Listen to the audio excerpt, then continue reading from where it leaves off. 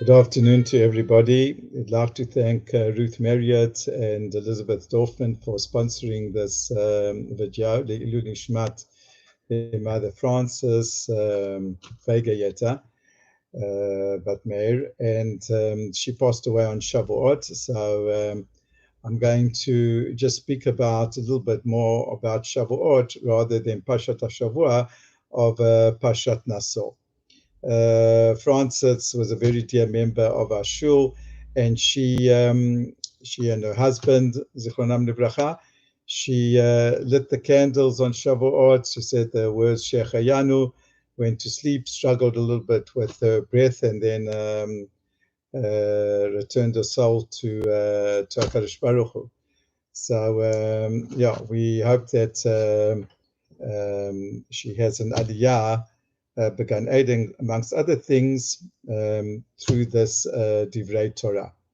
I just wanted to add that Frances was a person who, in my mind, associate her with Shavuot, because we know that one of the Shavuot is the time of Matan Torah, and the Torah is compared, amongst other things, to water. My Rabbi Hilovitz used to say, why is the Torah compared to water? I mean, of course, there's the explanation of the Gemara, that the Gemara says that just like water flows down always to the bottom, as opposed to fire, which goes upwards. So it always represents humility. And that's correct. Therefore, in Torah, also, only someone who's got humility can really attach himself to Torah. And the second reason that Rabbi Hilovitz said was that water is a type of drink that there's nothing that can attract you to it unless you are yourself thirsty. So, for example, a person looks at a Fanta, he looks at an orange juice, he looks at a Coca-Cola, it's bubbly, it's some types of wine have got an aroma.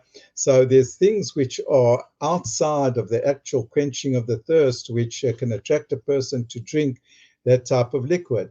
But when it comes to water, it's not that there's no color to it. It doesn't make a noise. It hasn't got a smell.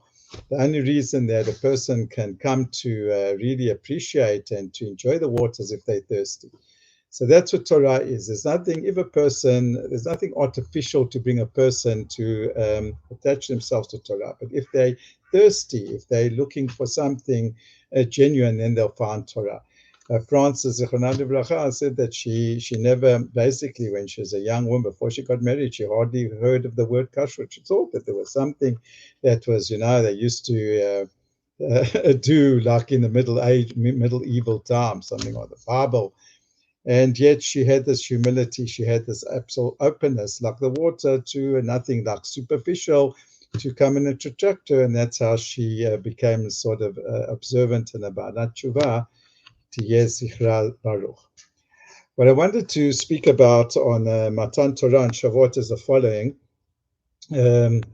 We say in Pesach, on the Seder night, we say the Piyut of Dayenu, and towards the last parts of Dayenu, we say that if HaKadosh Baruch Hu would have brought us to Har Sinai and not given us a Torah Dayenu, even that would have been good. The mere fact that we'd have come to Har Sinai, even if Hashem didn't give us the Torah, that would have sufficed us.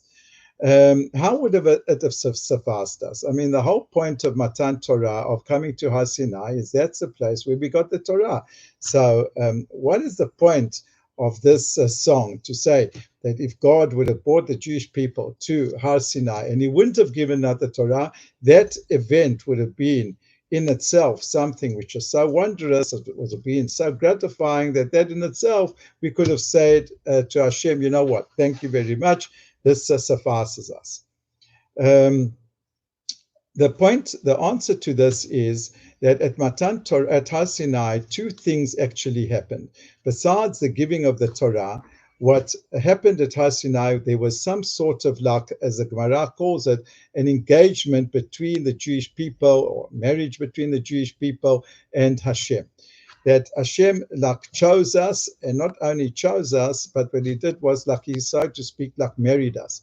And after he married us, what he did was he gave us, so to speak, he gave us the Torah. And so therefore, the culmination of the Jewish people of taking us out of Egypt reached its zenith and reached its maturation and its final formulation at the time of Har Sinai. And that's what we mean.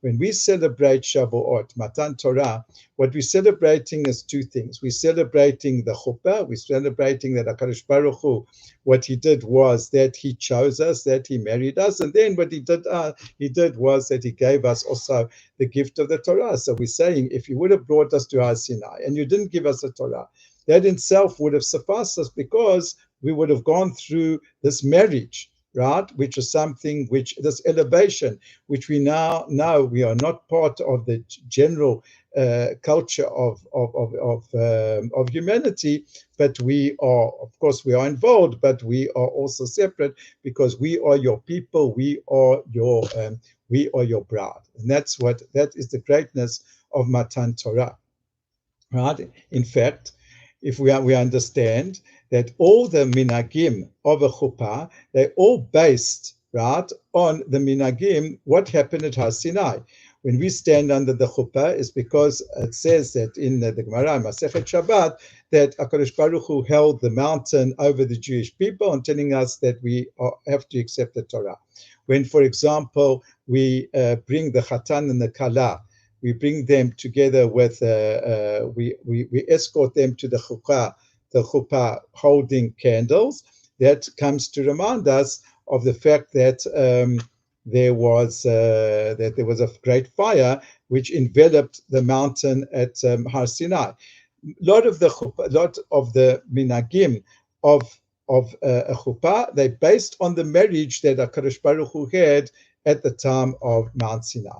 And from here we come to understand the Midrash and also how it's expressed in the Halacha, that the Midrash says in Tana Debei Eliyahu that there was a person he was a Tana, who met Eliyahu Hanavi, and he said to Eliyahu Hanavi, I have a great passion and a love for two things. Number one, the Jewish people and the Torah.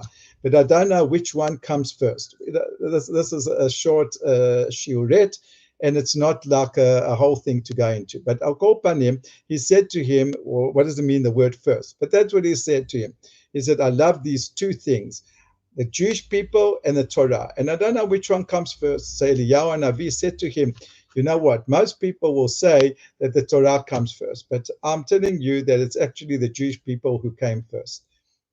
And that's what we're celebrating at Har Sinai. This fact that Hashem, what he did was he married us and he gave us the Torah. And the way that Rav Kook used to put this, he used to put it actually like this, and not only Rav Kook, many before him, that HaKadosh Baruch Hu gave us, he married us, he gave us a special neshama, and in order to realize the full potential of that neshama, and while we put on the world, it's impossible to do it without Torah. The Torah is what brings out all the great potential that there is and all the kochot that there are in the Jewish people. And that's why Rav Kook used to say this over and over and over again. He used to say that if you look at the bracha of the Torah, it says, Baruch Atah Hashem, before we recite the brachot of the Torah, we say, Baruch Atah Hashem Nekan Melech Haolam, Asher Bachar Banu Mikol Ha'amim V'natan Lanu Torato. It doesn't say, first we say Hashem chose us and then he gave us the Torah. First he brought us to Har Sinai and he married us and then he gave us the Torah. And it's not that through the Torah he chose us. No, first Asher Bachar Banu and then Natan Lanu et Torah, not Asher Natan Lanu et Torato U'Bachar Banu Mikol Ha'amim. That is the greatness of what we say. And these two things of the eternity of the Torah and the eternity of the Jewish people, which are wrapped and intertwined. And as I say, and I repeat again, the emphasis that without the Torah, that the Jewish people cannot realize who they are.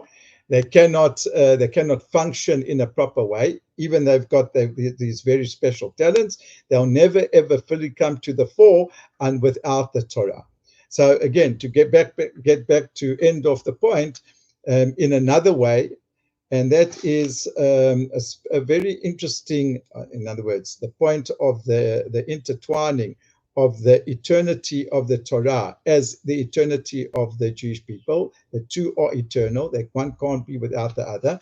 I'm reminded of a very interesting, fascinating, and deep comment of Rabbi Herzog, Zecher Tzadik Livracha, the ambassador to Canada, and who also was, as we all know, the famous ambassador who took on Toynbee in the Toynbee-Herzog debate, in which he was once asked about the continuity of the Jewish people, and he gave the following illustration. He said, "You know what? Let's say Napoleon came up from his grave today. Of course, he would recognize certain borders of France." And if Nelson, of course, came out of his grave and went to Britain, to the United Kingdom, he would, of course, recognize certain harbors and certain parts of them. But would he have like a real common, speech? Would he have a common conversation, a mentality? I mean, he could to a certain extent, but not really. But he said, Rabbi Herzog, imagine that Rabbi Akiva would come out of his grave and come today to Eretz Yisrael. It would be as if he never died. We could sit Rabbi Akiva down and we could speak to him about every single matter of Jewish existence, as if he never died. Of course, we would have to introduce him into computers and that, but we would sit down and we'd say to him, Rabbi Akiva, can you do this on Shabbat? Couldn't you do this Shabbat? Rabbi Akiva, now we've got the Romans over here, the Romans / Americans, this, whatever it is, not exactly the same. How should we deal with them, right? Rabbi Akiva, what would you say about now, or what's going in the fights of Israel, Yehuda v'Shomron, and this and that? What would you say about the government today keeping Torah mitzvot? We could have a conversation with Rabbi Akiva as if nothing had happened in the middle. And that shows that deep down, this inner soul of the Jewish people and the eternity of the Jewish people and the eternity of the Torah, they're intertwined together. And that's why we say, if you, HaKadosh Baruch Hu, would have brought us to Har Sinai and you wouldn't have given us a Torah, even that would have been Dayenu. So, Chag Shavuot Sameach Lekula.